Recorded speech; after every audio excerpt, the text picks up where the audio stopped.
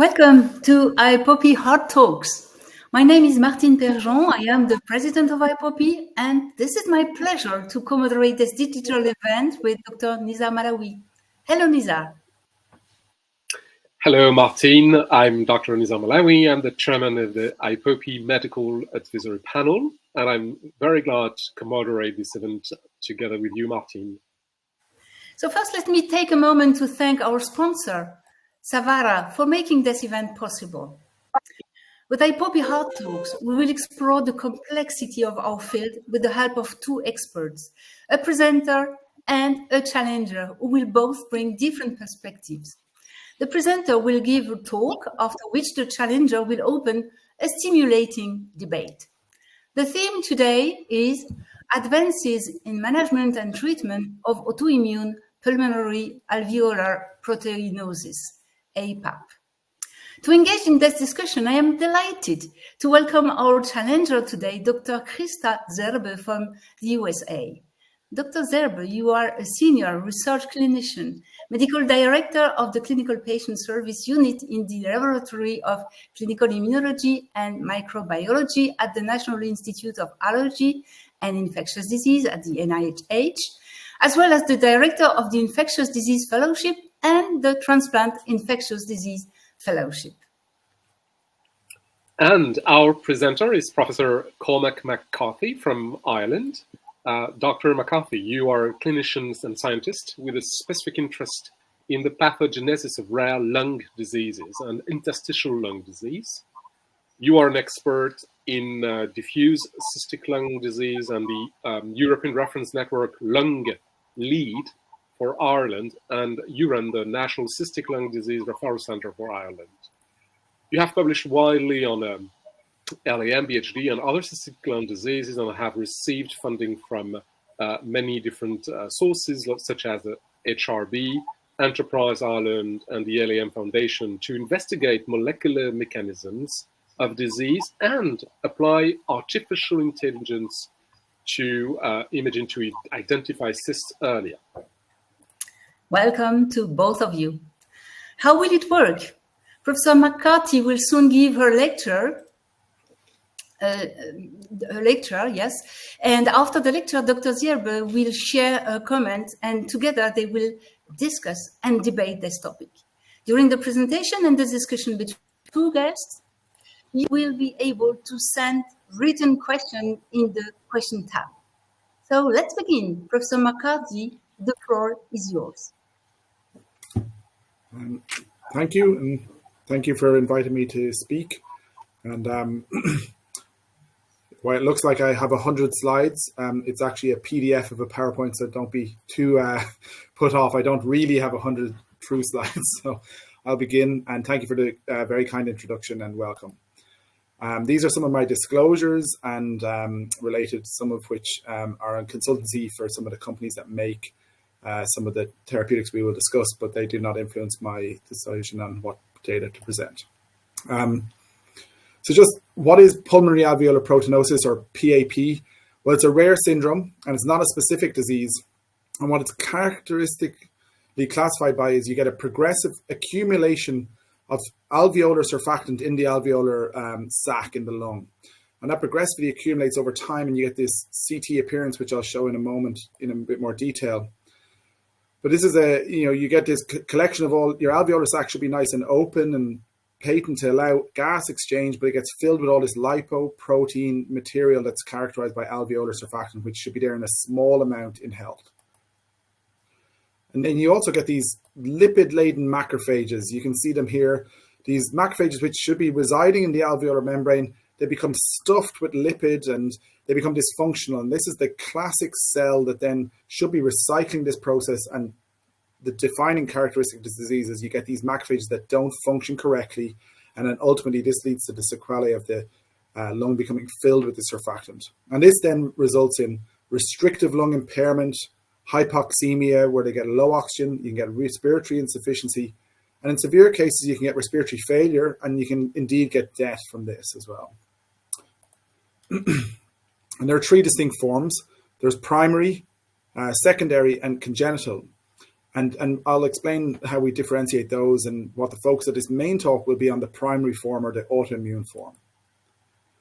So how it presents, this is a difficult diagnosis to make because they often present with a chest x-ray that is non-specific.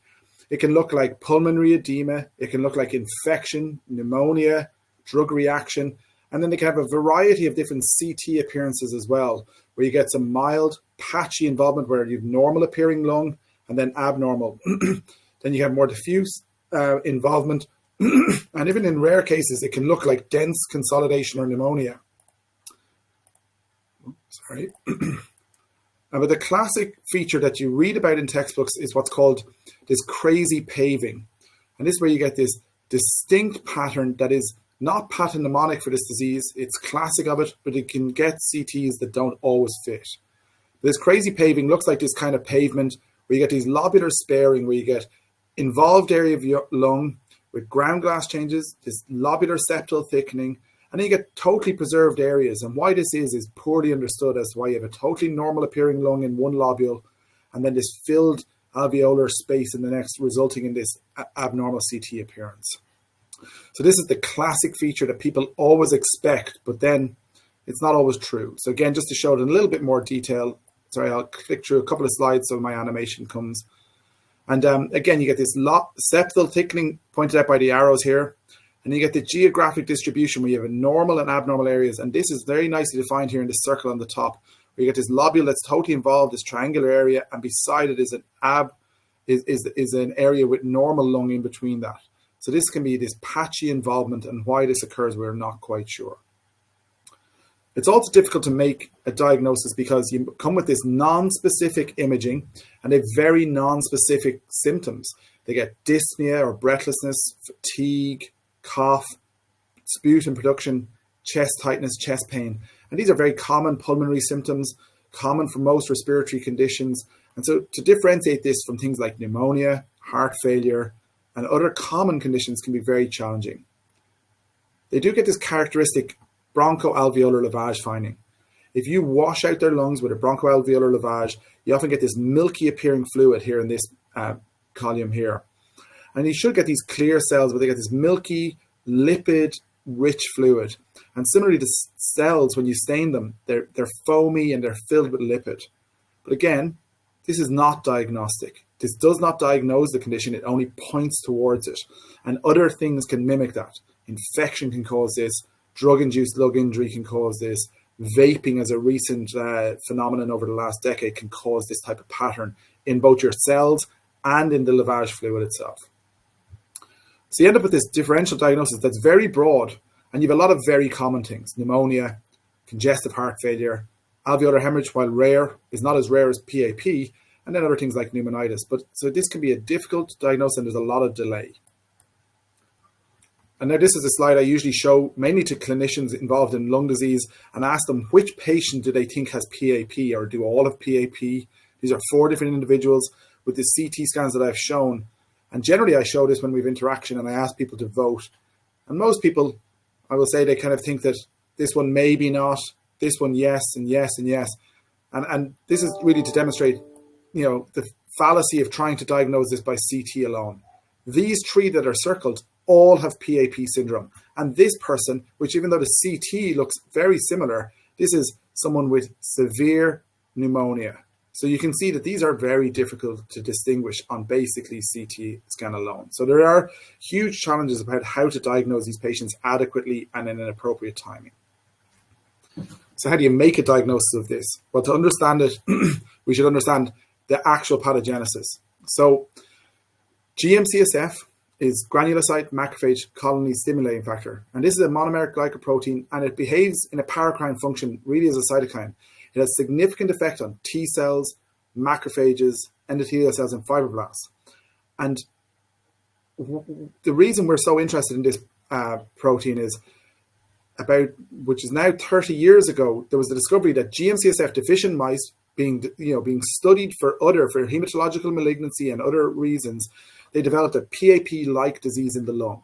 And you can see here, this is human disease where you have a H&E looking at the alveolus filled with all the surfactant material and stains for surfactant proteins, which are these brown stains. And this is a wild type mouse where you've got this nice open, normal preserved lung architecture where you don't have very filled spaces. This is what your lungs should look like. And then this is the GM-CSF deficient mouse. The pathology is almost identical and it stains for the surfactant protein. Similarly, there are macrophages. There are these stuffed macrophages in humans, and then also in the GM-CSF receptor and GM-CSF global knockout mouse have the same appearing cells. The BAL fluid as well looks very similar. So then what you have here is a mouse that looks very like it. And we have very few mouse models in lung disease that are as representative of a human disease. So this is very exciting when it first was shown. This prompted a group to then look to see, was there autoantibodies against GM-CSF in patients who had previously been called idiopathic PAP? And they did. They found a significant number of patients that had autoantibodies against GM-CSF. So then the hypothesis was maybe these autoantibodies are driving disease and actually causing it. So Bruce Trapnell's group, they looked at these patients who previously had been called idiopathic PAP, and they had other forms of PAP that didn't have these antibodies. And they looked at this and they said, well, this group, do we think they're autoimmune? They looked at the levels of GM-CSF antibody. They were very high. They purified the autoantibody from the serum of these patients. And then they inoculated non-human primates. And after they inoculated the non-human primates, you can see from lung biopsy of these primates, they had a similar appearance. They had a similar appearance of the alveolar macrophage. And when you look at GM-CSF signaling by a different assay looking at a CD11B index, this is in the GM-CSF signaling in the blood of the patients that you derive these antibodies from. And then when they've inoculated the primates, they could manifest that you could affect abnormal GM-CSF signaling. So this is kind of a Cox postulate approach to look at how to prove that these antibodies are actually pathogenic in PAP, and rather than just an incidental finding. So this is our alveolar. Surfactant is created by type 2 cells. Type 2 cells are a type of epithelial cell in the alveolar space, and they create surfactant. And then surfactant is produced there. Sorry, this is a little bit chunky with the animations. I apologize. It's produced there, and then 50% of surfactant should be cleared by both your type 2 cell or by your alveolar macrophage. So your alveolar macrophage is really important about mopping up and recycling surfactant and fight as a host defense mechanism as well. And GM-CSF is integral to this. GM-CSF helps mature your recruited monocytes and maintain your alveolar macrophage pool, and also it maintains this lipid homeostasis, this ability to catabolize lipoproteins that it's constantly exposed to. So then if you have an antibody against GM-CSF and you block the signaling of this glycoprotein through here, what it is, you get a lack of mature cells and replacement of these, and then you get a dysfunction, and all of this lipid gets accumulated because the type 2 cells can only clear so much, and now you've got this dysfunctional alveolar macrophage, and you get a build-up surfactant, which ultimately leads to all of the clinical manifestations. And this can happen in autoimmune PAP, where you have antibodies against GM-CSF, and it can also happen in hereditary PAP, a rare form of PAP where we know there are mutations on the GM-CSF receptor, and they behave in a similar way. And that's how we classify this disease. We come back to it and we look at the classification. And so we have primary, where there's an abnormal signaling of GM-CSF. So you get some disruption in GM-CSF signaling either through autoantibodies or through mutations, which are rare in the GM-CSF receptors.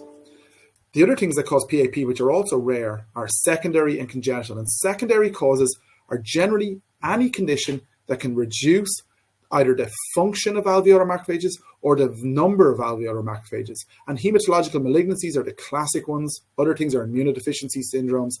And then there's other rare things where there's mutations affecting your mononuclear phagocytes. We don't have time to go into that in this talk, and we'll focus mainly now on the autoimmune version. There's also a third type called congenital, and this is about mutations in surfactant production, and they behave a little bit differently. But 95% of cases are primary due to GM-CSF signaling deficiencies, and most of those are autoimmune. And then only a small number are secondary or congenital. We did some work a number of years ago now where we looked at how common is this disease, and looking at data for 15 million patients in the United States, we found it is about just under 7 cases per million. And it's more frequently seen in smokers, affects all ages, affects all ethnicities and geographic locations. And this data reflects data from a Japanese group published 10 years prior to that, where they estimate about 7 per million there as well. So we think this is similar and it's not a geographic difference. We felt this may be an underestimate because this was only definitely recorded cases, and there may have been some subclinical or miscoded cases in this. And we were interested, a lot of patients undergo a lung biopsy. This is data from our PAP registry of over 100 patients. And we looked at how many of them had biopsy. And you can see here, the vast majority, over 80% had a biopsy. And a quarter of these had both a transbronchial biopsy at, where you do it at a bronchoscopy procedure, and the other, and subsequently another surgical biopsy. But it's not very sensitive. And going back to those CT images I show, where you get this patchy distribution. We see that in pathology and we see it on imaging, that you can miss the area that's involved. And a point to make is, it is never diagnostic. And what I mean by that is, you may say they have PAP syndrome, but you do not determine the underlying etiology, and hence how you treat that, it differs, because if you don't know what's caused it. And just an interesting point, of these patients, of the ones who had autoimmune PAP, 28% of them had a prior biopsy which failed to show any features. So we know that biopsy is an invasive, not without significant morbidity procedure, and it doesn't even show PAP syndrome, never mind that it doesn't show the actual underlying disease. So thankfully, though, we have the ability to check for GM-CSF antibodies in the blood. Now, something to speak about, they're polyclonal, they're present in the serum of these patients and in the bronchoalveolar lavage fluid. Now, they're primarily IgG 1 and 2, but there's small amounts of IgG 3 and 4. But they have very high avidity for human GM-CSF, and they neutralize far more than is physiologically present. Now, of note, these can be found in healthy subjects. So it's important to be aware that you may get a false level. But at a certain cutoff, we find that these are almost 100% sensitive and specific, because you have this normal, these are healthy individuals who have a very low level of GM-CSF antibodies, and then these are those who have abnormal, and there is this threshold in between. So there is a threshold above, so the presence of them alone does not mean that you have autoimmune PAP, but above a certain threshold, it is almost universally sensitive and specific for that.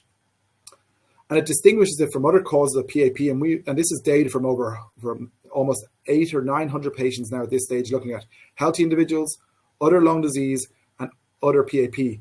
And above this threshold, nobody has PAP. And you can see here, there are 1 or 2 in this indeterminate region in all these diseases. So you have to be aware that it has to be a threshold above or below. So the titers do matter for diagnosis. Whether they matter for actual, correlation with disease is a separate question that we can maybe discuss in the chat. So again, recently, one of the groups in Cincinnati have begun to develop a better way to diagnose this, to look at it in a dry blood spot card. And I just wanted to show this because I think this is a way to make this test more available to broader patient base. And they looked at this and they could, again, to demonstrate by doing a dry blood spot, they could demonstrate the levels again are detectable, and there's a clear threshold, and it has a very good sensitivity. So this will hopefully increase the ability to use this as a diagnostic test. So this brings us back to how do we diagnose it. So when we find a patient who has history and imaging compatible with this, they may or may not have a bronchoscopy. The BAL findings may be supportive, but they don't diagnose it. We suggest the first test to do is this antibody test, because over 90% of the patients have autoimmune PAP, and you can then avoid any further investigative tests. If that's not present, then it may be worth looking at certain things. Is there any other diseases, such as hematological malignancy, to screen for that? And then you can measure GM-CSF levels and then subsequently do different genetic mutations. And only really at the very end of trying all of these tests should a patient necessarily need a biopsy. And again, the biopsy is probably still going to say that someone has PAP, but it will not classify the underlying cause. It will say unclassified PAP. So management of these patients. So I'm going to talk very briefly. As with most lung patients, we have supportive management. If they require oxygen, we use that. A lot of these patients, because of the abnormal GM-CSF, they get abnormal macrophage function in the lung. They also get abnormal neutrophil function in the circulation, and they can get superimposed infection and can get atypical and opportunistic infection in the lung and elsewhere. And then there's consideration of the thing called whole lung lavage therapy, or experimental therapies, which I will go through now in a moment. So whole lung lavage therapy has been around for about 40 years. And essentially, this is a patient with a significant disease, and then they undergo a whole lung lavage. And what a whole lung lavage is a patient undergoes a general anesthetic, and they're selectively intubated, where one lung is intubated and the other lung is then washed out serially with warmed saline fluid, 1 to 2 liters at a time, allowed flow into that lung, and then you manually percuss the chest to try and loosen that material and then allow it to come out by postural drainage. And you need 30 to 50 liters per lung to try and wash this lung out. So it's a very medieval procedure in some ways, but also very effective. And you can see this is the material coming out, and as you go through several liters over time, each of these is 5 liters. You see it gets clearer. You begin to wash out all this material. So it takes liters and liters and liters to do this. But it's effective. This is the same patient after having had a whole lung lavage on both sides. But then the difficulties are you have to do it on both lungs at different times. You can't do both lungs at the same time. Specialized centers, enough exposure to this. So this is not a universally available procedure. And there's good data to show that if you do this in a center that doesn't do them very frequently, the effects are not as good. So, you know, these are rare patients, and to find a center that does enough of these is highly challenging. The other problem is we don't know when to do it. This is a survey done by colleagues of ours, and they looked at all centers that do a lot of whole lung lavage, and they only asked centers that do a large number of these. And you can see here, the indications are not uniform. We don't know, is it because of decline in lung function, changes in CT, changes in symptom? So this is again a flaw with why do you need a lavage? So we don't know when to treat these patients. So then moving on to GM-CSF. So we've spoken about it as a therapy, and there's a lot of observational studies in the past looking at giving subcutaneous GM-CSF, and there was some effect, case report type data, and then several small studies where you had 14 patients with subcutaneous GM-CSF, and they found over 6 to 12 weeks there was an effect. But it was about 43%, so the range of effect is only about 50% seem to respond when you look at these subcutaneous GM-CSF, because that's what GM-CSF was available for. Then there was then people started trying to repurpose this and give it inhaled, directed to deliver it directly to the alveolar macrophage, the cell of interest. And we found that the response in inhaled is about 70% in these retrospective studies. And you can see it here. Here's a case that we had. This is a patient at diagnosis. This is a 3D reconstruction from an AI to quantify how much of the lung is involved in yellow. This patient had 5 whole lung lavages in the space of 18 months. And this is it after the 5th whole lung lavage. There is still significant involvement very soon after it. So they were requiring lavage all the time. And we gave them inhaled GM-CSF off-label at the time. And there was significant improvement in the quantification of disease. And you can see that this is the 60% of their lung involved down to just under 5%. So it's significant. So we know anecdotally this works. And this is case report data that we've published for many years. This led to several large studies in the last few years. And I'm going to talk about a couple of them. So there was 2 studies published very close together, one from Japan, and this was called the PAGE trial. This is this study. And they randomized patients to inhale GM-CSF twice daily, and they gave them for a week on and a week off, or you had a placebo. And they gave a total of 12 2-week cycles, so 24 weeks total. And they looked at the change in their AA gradient, or their gas exchange. And they found their primary endpoint, there was a significant change, but it was a minor change in AA gradient. There was a result of this, and this has led to this drug being approved in Japan based off this Japanese trial. They also had an improvement in their CT score based off density units. So this was published, and there was some, but it was not overwhelming in the response. The primary endpoint was met, but not significantly. So then there's 2 other studies, one done called Impala, which was published around the same time, which is the largest at the time multinational center study looking at malgramostim rather than sargramostim. And the first Impala study was a double blind, and there were 3 arms. There was a daily dosing, an intermittent dosing, and a placebo. And then everyone went into open label.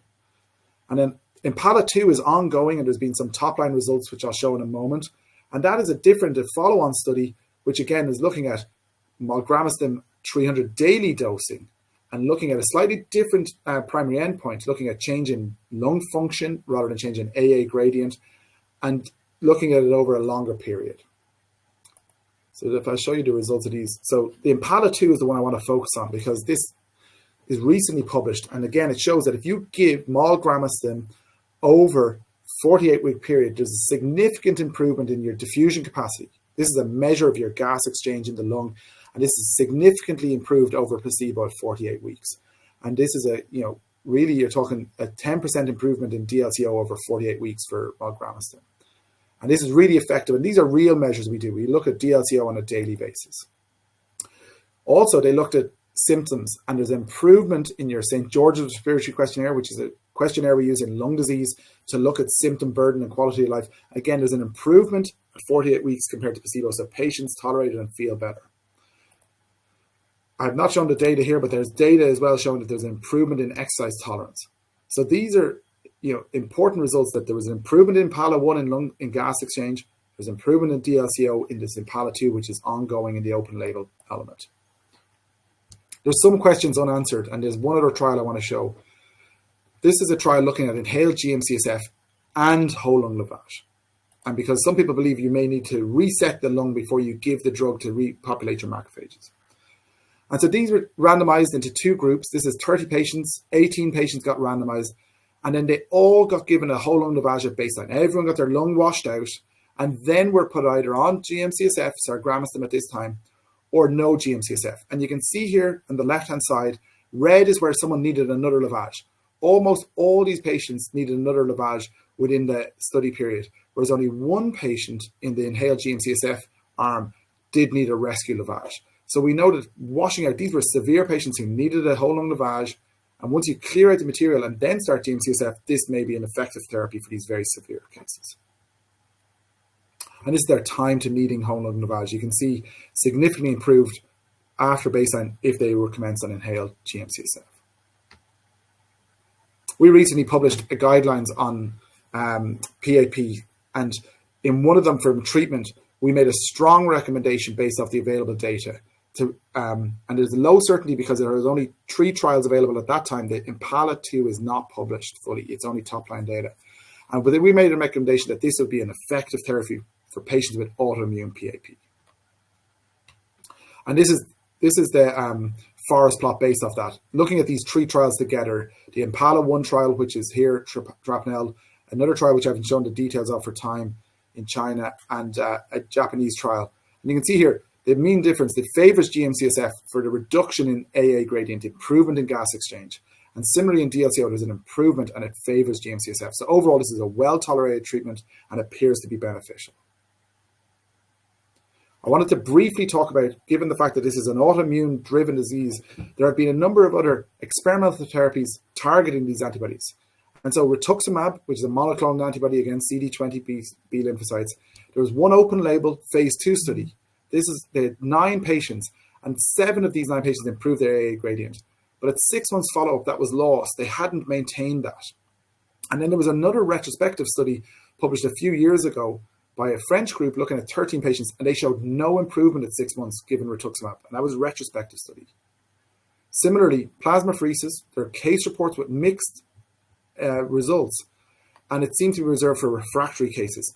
So far, we don't believe that these therapies are overly effective, or there's definitely not enough data to support using them. So unlike other autoimmune disorders, it doesn't appear to be as effective. One of the questions is, GM-CSF antibody levels, they do not correlate with disease severity. Having very high titers does not mean you have worse disease, and correcting the antibody level doesn't automatically restore things immediately. So the macrophage needs time to recover. And then just for the last 2 minutes, I just want to talk a little bit about some of the other therapies that have been tried. And again, just going back, this slide again is to reiterate that these macrophages, they're full of lipid, they're full of cholesterol. When we looked at this in both mouse and in humans, we found that they had a lot of esterified cholesterol, more than anything else. And when you do this oil red O, which is a neutral lipid stain for cholesterol and triglycerides, it's much more heavily positive. So we know that a lot of these are neutral lipids such as cholesterol. And having your lipid stuffed, so if you stuff your macrophage full of lipid, GM-CSF deficient macrophage, they reduce their ability to phagocytose, they reduce their ability to produce ROS and reactive oxygenation species and kill microorganisms. So it's really important to correct the macrophage. One thing that we looked at was what's the role of cholesterol? And when you take away GM-CSF from a macrophage, these are in healthy macrophages, non-PAP patients, and you remove cholesterol, or you move, GM-CSF, and you expose them to surfactant, the cholesterol levels go up rapidly. You add back in GM-CSF, the cholesterol comes down, and it's both a time and dose dependent. So we know that GM-CSF controls cholesterol homeostasis. Sorry, this is several animations together, but I will put them like this. And why this works is GM-CSF signals through a couple of different pathways. STAT5 pathway is important for survival, host defense, growth.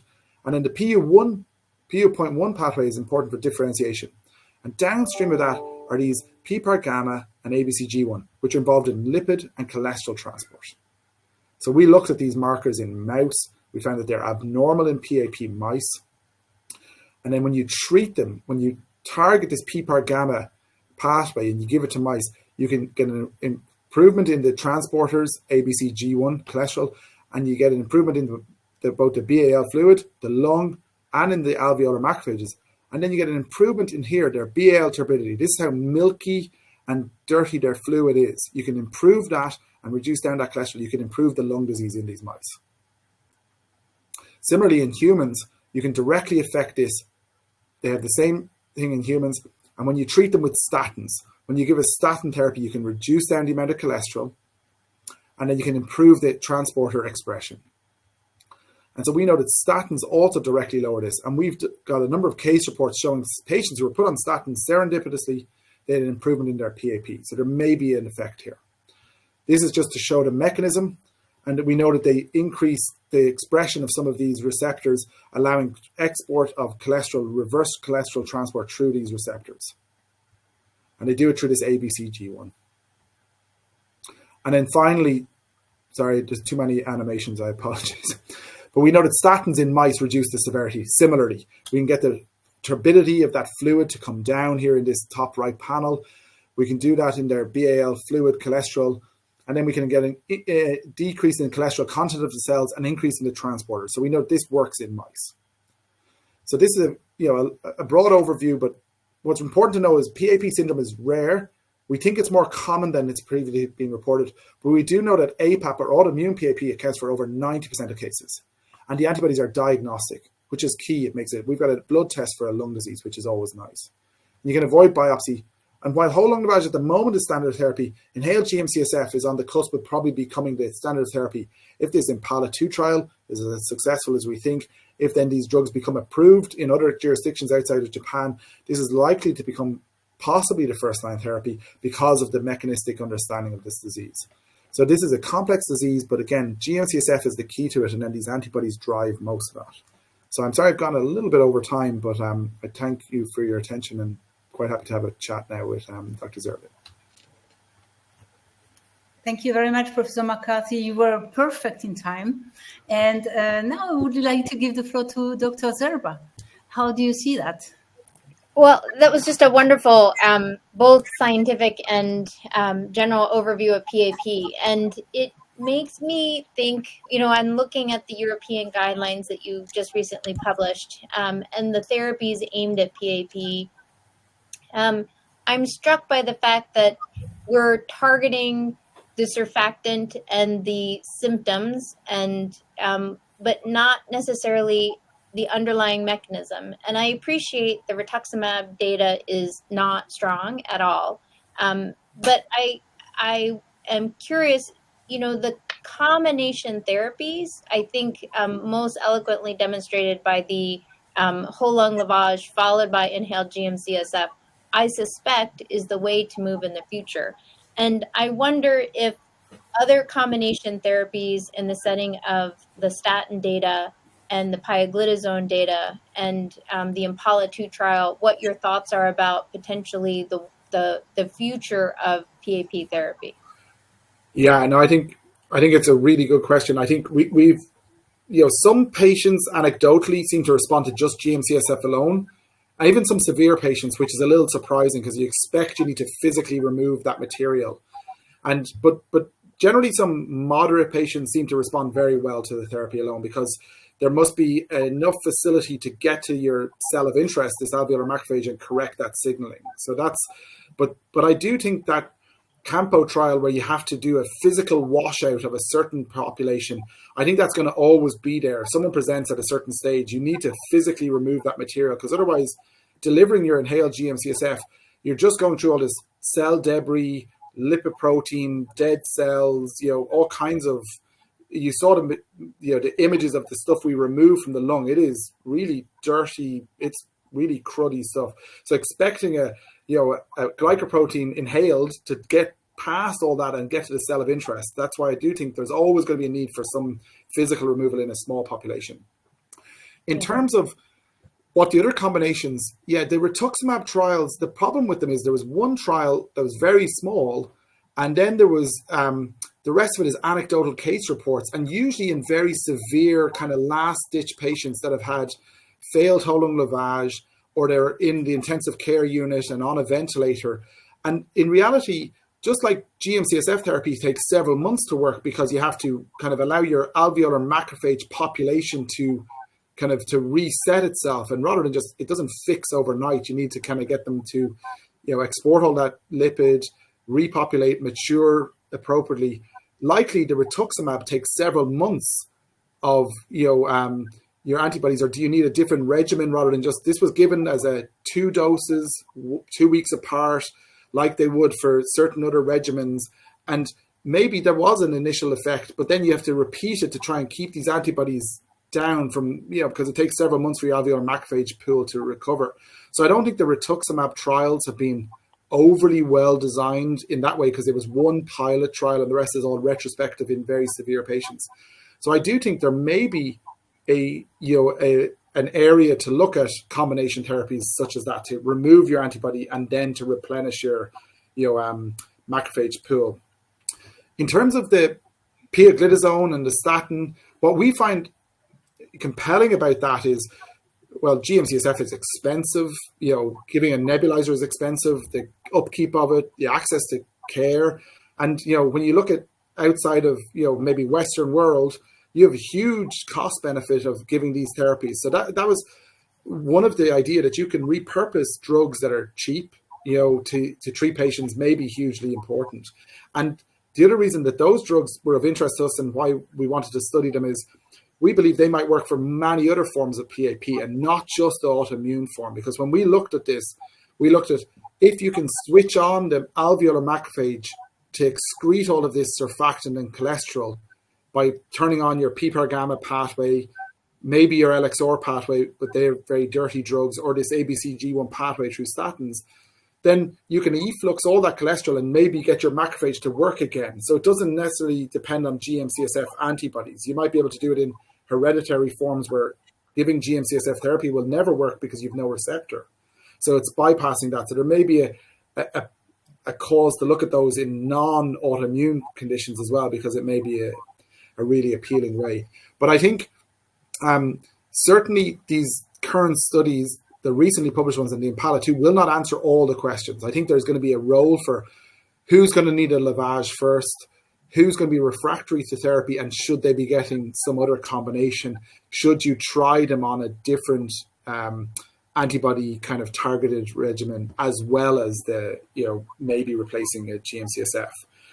But that's, these are kind of, we're in a pretty exciting area at the moment that we finally have good clinical trial data to inform us of the next question, rather than just get the first question of how do we treat these patients. So I think there's, beforehand it's like you try lots of things and you're doing small studies, but these studies now have, each of these 2 big multinational studies have over 130 to 40 patients in them. They're huge. To do this kind of rare diseases is exciting, because there's going to be a lot of data to learn what do we do next, which we are busy scratching our heads. Well, not scratching our heads, writing a lot of ideas. Yeah, I agree with you. I think these trials are going to shape the future of therapy for PAP. I see a slightly skewed population being infectious disease and not primary pulmonology. And we see patients who get infections as a result of GM-CSF neutralizing antibodies. And overall, their titers tend to be higher than the patients with PAP alone. But we have the fortunate opportunity to watch the development of PAP in these patients, because typically they present with infection prior to the development of PAP. Yeah. And I wonder, as if we live in a world in which we don't have to worry about money, whether or not, which I realize we don't exist in, but whether or not starting inhaled GM-CSF earlier, or potentially other therapies earlier, could prevent severe disease. Because as you had indicated, most patients present once they're symptomatic. And when they're symptomatic, their disease is typically more severe. And I wonder about the utility, what your thoughts are, the utility of starting inhaled GM-CSF, or even targeting their antibodies directly earlier might be beneficial and prevent them from developing such severe disease. Yeah, so I think, there's a couple of good thoughts on that. And I might just come back to your point about, these patients with these opportunistic infections that have high anti-GM-CSF antibodies, and you get them with especially unusual things like nocardia, where you see these nocardia infection that we know that patients with PAP get as well. And I think that they're all the same. This is the same disease, and whether it initially translocates from your lung and you get a nocardia, cerebral abscess, which happens. I think correcting that GM-CSF signaling problem would likely prevent some of those infections in those patients as well. In terms of when to start kind of early in these kind of mildly symptomatic or or like you pick it up by screening. For example, in Japan, they picked up a lot of patients through a national screening program, and they were no symptoms at all, but they had CT findings and had positive autoantibody titers. It's a little bit up for debate of whether to treat these patients. And I suppose in a perfect world, and if the drugs are totally tolerated, then yes, because there's a hypothesis that you could eventually get to the point where you get respiratory failure or you get increasing symptoms. And even other patients, there's a growing concern that patients, having now been followed for many, many years and knowing this condition, we're seeing more and more fibrosis secondary to PAP. Why that is, we don't fully understand. The hypothesis most likely is that it behaves similar to like a hypersensitivity pneumonitis, where you have some sort of antigenic exposure, likely either from the material or all of the stuff that's there, and because their pattern of fibrosis looks like those chronic hypersensitivity pneumonitis type patterns. So if you give inhaled GM-CSF to mild to moderate patients, maybe you prevent that level of fibrosis in the future as well. So I think but it's when do you start that is a different question. And some of that I think comes down to jurisdiction and funding. And like in Europe, will these be reimbursed? And if they're reimbursed, who are they reimbursed for? Are they reimbursed for what indication? Symptomatic, lung function below a certain cutoff. And I think they're real considerations. But in a perfect world, if patients are willing to take the drug and tolerate it, then maybe you would prevent other things, like the possibility of them getting, mycobacterial infection or nocardia or some very difficult to treat infection. I do think whether you give them antibody depleting therapy, I think that at the moment, we probably wouldn't have enough evidence to argue that, because we know so far we don't have good enough evidence to say it works even in symptomatic patients. So that's a difficult one to argue that we could maybe down the line, but we could argue, would you give rituximab to patients who have no symptoms but they have high anti-GM-CSF antibodies, which likely they will get some manifestation at some point, be it PAP or superimposed opportunistic infection.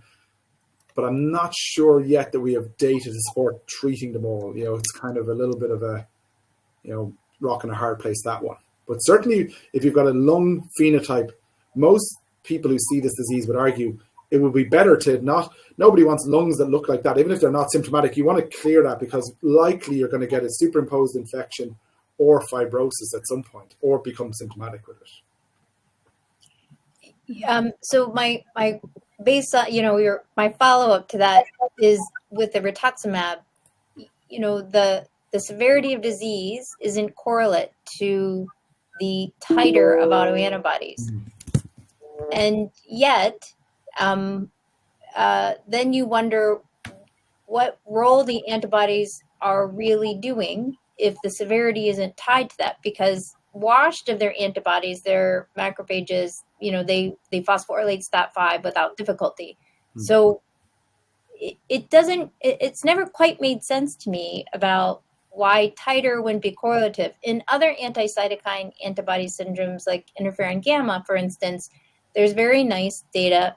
I'm going to parenthesize there that's out of our lab, but in looking at the Thai population, the delta change over time really portended outcome. And I've never understood the GM-CSF antibody correlate to titer and severity. And I didn't know if you had any insight into that. Yeah, it is currently quite hotly debated because there's a number of centers who are beginning to argue that they do think that antibody titer, or certainly an improvement in antibody titer, tracks with disease improvement rather than the initial level. Saying that you've got antibody titers of 300 doesn't necessarily mean you have more severe disease, but your response to whatever therapy, and some of that being whole lung lavage or inhaled GM-CSF, there are certain centers that have good data now. It's not public, where they show the vast majority of patients who improved clinically, their antibody titer went down. So, so it's not quite as perfect as it correlates with disease, but certainly an improvement seems to track with it in certain centers. Not everyone's of the same agreement in that, and I think that's based off kind of historical data from the testing centers, where they said when they looked at the testing, antibody diagnostic levels, did that actually predict their outcome. So I think what we have not done very well in this disease, and some of that is down to the difficulty and the availability of antibody testing, is there's not a lot of data on patients having antibody titers tracked over time. There's very few centers that have data of a large number of patients with that.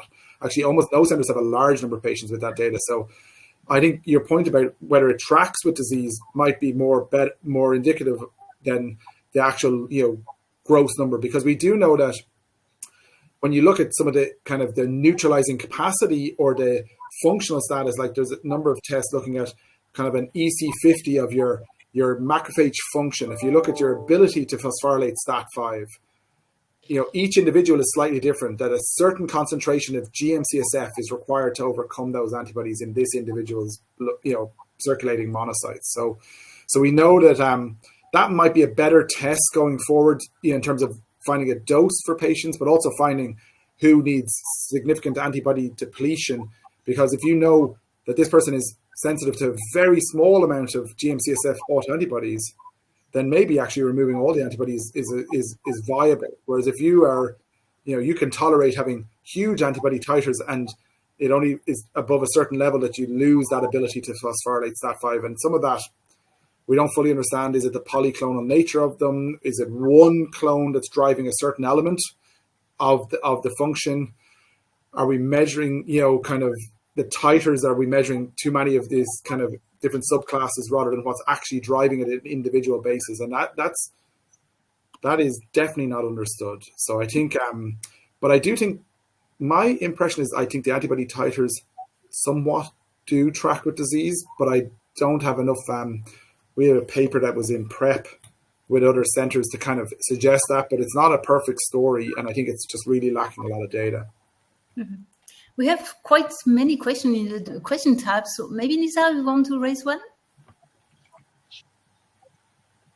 Yes, sure. Thank you so much for this very good discussion on a disease that some people are asking whether you might say that it has some similarities with, let's say, maybe cystic fibrosis or even a lung comorbidity that we see quite often in some primary immunodeficiencies, which is called GLILD, or granulocytic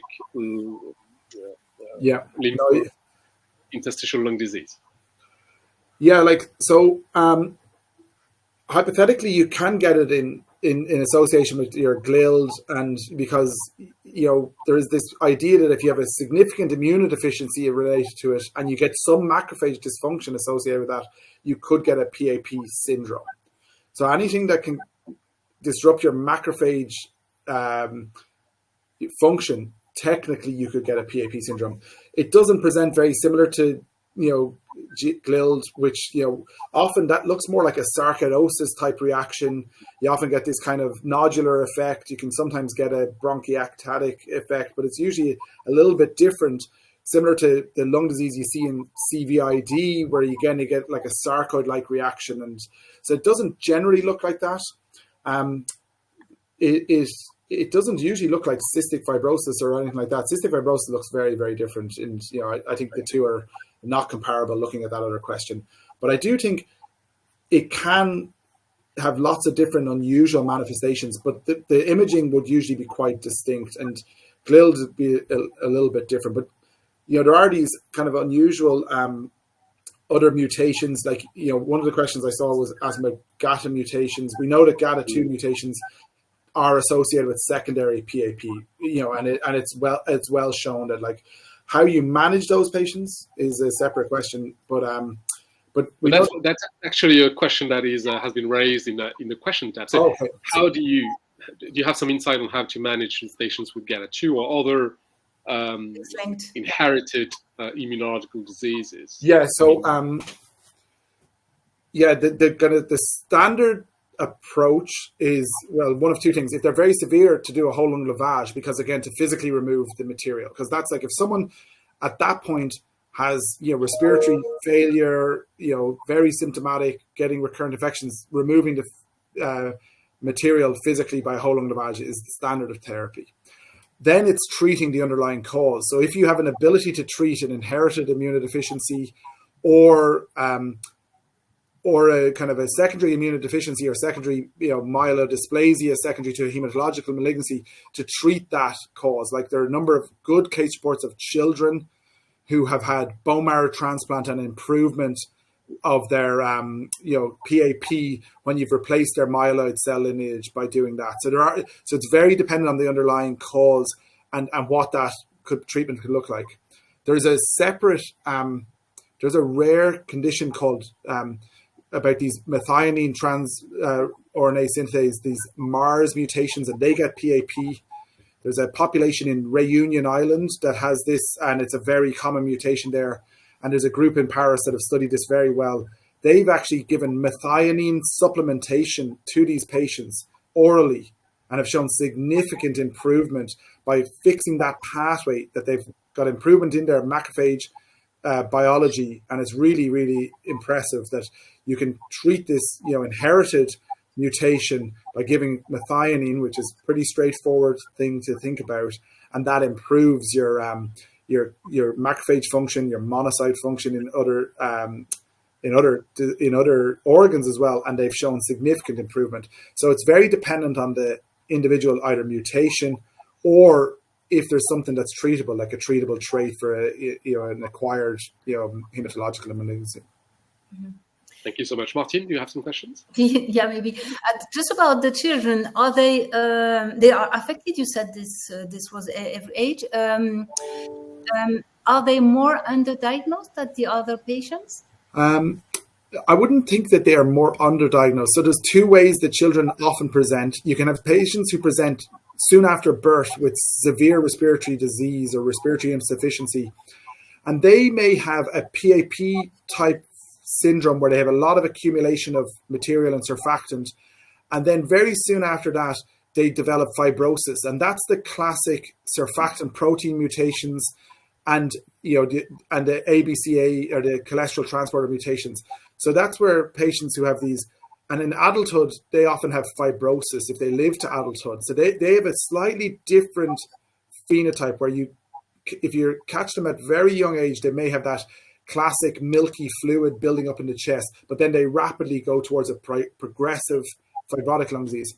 There's a separate cohort that have the hereditary GM-CSF mutations, and they present just like adults with autoimmune PAP. They present with the slowly, repeatedly treated as something else, pneumonia, not improving, treated again, and then when you diagnose them as having PAP syndrome, if they often have a GM-CSF receptor mutation. And that's an inherited mutation of either the alpha or beta chain of GM-CSF. Usually the alpha chain is the one that's more common mutation. And they behave identically to autoimmune PAP in the fact that you have no GM-CSF signaling and your macrophage becomes abnormal. They have had several good successes in case reports of bone marrow transplant that has improved it by, because we do know that even though your alveolar macrophage pool is not derived from a recruited monocyte, there is an element of overlap. Ongoing for that group, they generally get diagnosed. They don't have as much of a delay as adults. Adults are often put down as hypersensitivity pneumonitis, recurrent infection, organizing pneumonia, all of these other kind of potentially other relatively rare but not as rare syndromes. And then, interesting, the hereditary form has an ongoing trial that has just opened in Cincinnati, where there's a paper published 10 years ago in Nature where they looked at the mouse model of the hereditary form, and they took the bone marrow cells of those mice. They, lentiviral gene corrected those cells and then directly administered them to the lung of the mice, and it cleared the disease. And that macrophage pool remained. So now, 10 years later, it's taken a long time, the FDA have approved the first in-human trial of that. So, and the first patient has been treated where a child with hereditary PAP has had their bone marrow taken and gene corrected ex vivo, and now they've had given to just one lobe of the lung to see can it be well tolerated and effective if you can give the kind of regenerated macrophages directly there. So this is kind of trying to treat that, because we know from the mouse studies these macrophages live for a very, very long time, for the length of time of the mouse, because it's a self-replenishing pool. So hopefully there's some hope for these children, because it's a very severe thing in children and it's not autoimmune driven by and large. Thank you so much. We have two very practical questions that I'd like to raise before we end this webinar. Are GM-CSF tested in a full blood account? And or is this only for people with lung issue? And the second one is it easy, or how do you find a center that does a lot of whole lung lab? Meaning that understanding that we are global, we have a global audience. So it's a difficult question and we have a short time. No, that's okay. So for the first one, GM-CSF antibody testing is done in very few places. Actually, we listed the 5 current centers that do it in our ERS guideline document. There's only 5 centers at the moment that do it. There's about to be a 6th in Germany. But testing it's not a regular blood test. This is certainly not a regular blood test, and there's only a few specialized centers that do it for other centers. Some people do it as a research ELISA, but not as a clinically available test except in 5 centers. That's available in the European Respiratory Guidelines at the moment. We listed them in the appendix for people for that exact reason, where you can get it done. And then the question about whole lung lavage. So in our recent guideline, we made it very clear that if somebody needed a whole lung lavage, to discuss with an expert center. Most of those expert centers, again, are listed in that document. But how else to find one? You could email anyone who's on that document. We'll point you in the right direction. I know that's a bit kind of vague, but there is no clear network of who does whole lung lavage. But basically, when we put together a task force to make a guideline, we have a lot of experts, not just from Europe, but from other parts of the world. And generally, almost the best way to do that is to reach out to somebody who can then point you in the right direction. I know that's not a very good answer, but it's there are a couple of patient foundations. There's a PAP foundation, and they would know who is the whole lung lavage center that they have near you, because lots of people will try this procedure. Lots of physicians might say, I'll try that once, but doing it in a good center certainly will have a better effect to the patient. Absolutely. So thank you for answering this difficult question. And I want now to thank both of you for discussing advances in management and treatment of APAP, to Dr. Zerbe for being such a good challenger, and for Professor McCarthy for your very interesting talk and for all the answers you have provided. We will now also share a short feedback form which is popping up on your screen. It is very useful for us to know your feedback and to hear your comments to continue to improve our concept. Thanks again to all of you for attending the second edition of IPOPI Hard Talks.